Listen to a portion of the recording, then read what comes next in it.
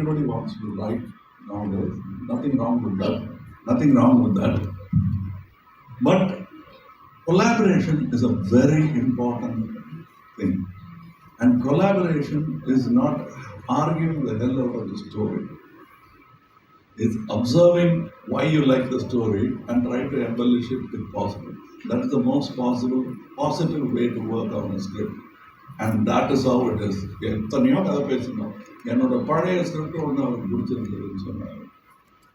எடுத்துங்க அப்படின்னா அந்த ஸ்கிரிப்ட்லேருந்து இன்ஸ்பயர் ஆனதானே தவிர he went this route. I only offered criticisms as a fan of movies. மணிரத்னமுக்கோ கமலஹாசனுக்கோ ஃபேன் ஆனு சொல்லலை. ஏன்னா அதுவும் தான் அந்த கொலாபரேஷன் இருந்தது. It's a beautiful collaboration. அதுக்கப்புறம் என்னது இல்லை, என் பொண்ணு மாப்பிள்ள கொடுத்தாச்சு. அவ்வளோதான்.